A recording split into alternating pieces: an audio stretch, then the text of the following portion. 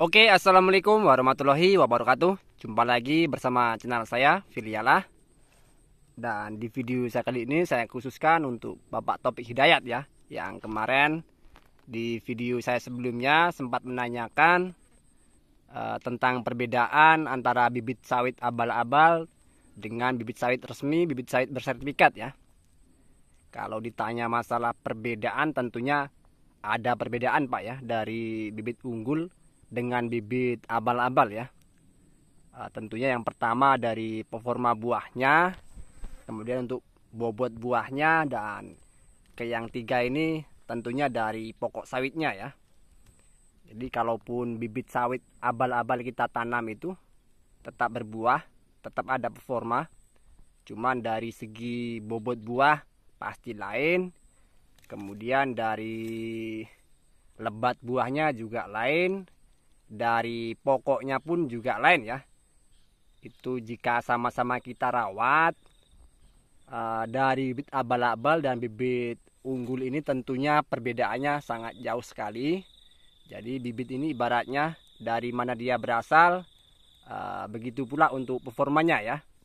Jadi kalau mengenai ditanya perbedaan bibit sawit abal-abal dengan bibit sawit unggul bersertifikat, tentunya banyak sekali perbedaannya. Jadi untuk rekan-rekan nih, kalau bisa ya tanam bibit yang unggul, bibit sertifikat ya, agar nanti tidak ada rasa penyesalan. Kalaupun kita belum mampu untuk membelinya, ya sabar. Dan mudah-mudahan dari bibit yang kita tanam ini bisa menjadi harapan untuk 25 tahun ke depan ya, untuk keberhasilan kita menjadi petani kelapa sawit yang sukses dengan bibit, tentunya bibit yang unggul, bibit bersertifikat ya. Jadi kalau biasanya ada yang kembali bertanya, saya punya bibit unggul, punya bibit sertifikat, tapi kenapa untuk performa buahnya biasa saja? Itu sebenarnya jawabannya sangat mudah sekali ya, sangat simpel sekali untuk pertanyaan semacam itu. Jadi barangkali ada skema pemupukan yang tidak tepat ya untuk bibitnya. Sekalipun kita tanam bibit unggul, bibit sertifikat, tapi untuk performa buahnya biasa-biasa saja dan pokoknya biasa-biasa saja, itu bisa jadi rekan-rekan dengan performa pemupukannya, skema pemupukannya kurang tepat ya. Jadi kurang tepat ini bisa jadi rekan-rekan dosis pemberiannya pupuk kurang, ataupun skema pemupukannya yang tidak teratur. Itu bisa jadi penyebab dari gagalnya terbang untuk bibit sawit kita ya, bibit sawit unggul yang kita tanam. Jadi kalau bibit sawit unggul kita pemupukannya rutin, pemupukannya tepat, untuk performanya pun akan seperti ini ya. Jadi kalau dibilang perbedaannya tentu saja ada. Sama-sama kita rawat, sama-sama kita beri pupuk. Jadi dari mulai kelebatan buahnya, dari mulai berat bobot buahnya, kemudian dari pokoknya pun akan beda ya dengan sawit abal-abal dibandingkan dengan sawit unggul. Jadi kalaupun kita punya bibit resmi, punya bibit unggul, punya bibit bersertifikat, kalau performanya biasa dan buahnya dari pokoknya juga kurang baik, itu tadi bisa jadi dari pemupukannya.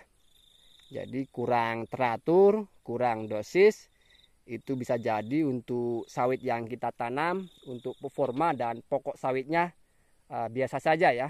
Jadi kalau bibit unggul, bibit resmi ini kalau kita bisa tepat dalam pemupukan dan perawatannya, mudah-mudahan seperti ini ya, untuk performa dari pokok dan performa dari buahnya juga seperti ini. Jadi akan baik seperti ini.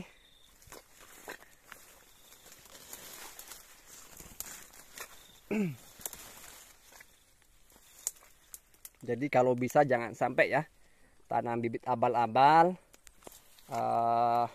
Dalam pemberian bibit unggul atau resmi pun harus berhati-hati. Memang proses pemberian bibit unggul, bibit resmi ini sedikit ribet ya, memakan waktu, dan penuh kesabaran. Dan kalaupun untuk bibitnya juga harus hati-hati dari sumber mana kita dapatkan informasi untuk pembelian bibitnya, dengan siapa kita beli, ataukah orangnya sudah benar, sudah tepat untuk kita percaya ya. Jadi jangan sembarangan untuk membeli bibit sawit unggul, bibit sawit resmi ya, karena sekarang banyak sekali penipuan bibit sawit unggul, bibit sawit resmi. Nggak taunya kita tanam ternyata bibit abal-abal ya. Jadi ada oknum nakal, biasanya dia beli bibit unggul, bibit resmi, kemudian dioplos dengan bibit abal-abal tadi ya, dan hasilnya jatuh di tangan petani dan kita yang merasakan dampak dari oknum yang tidak bertanggung jawab itu ya. Jadi untuk rekan-rekan tetap hati-hati dalam pembelian bibit. Kalaupun kita ada rencana tanam sawit, pokoknya usahakanlah ya. Kalaupun kita tanam bibit abal-abal ini tentunya tetap akan berbuah, tetap akan ada performa. Cuman itu tadi, jika sama-sama kita rawat, untuk bibit abal-abal ini tidak ada apa-apanya dibanding dengan bibit sawit unggul, bibit sawit resmi ya. Untuk performa dari pokok dan untuk beratnya itu sangat jauh sekali untuk sawitnya.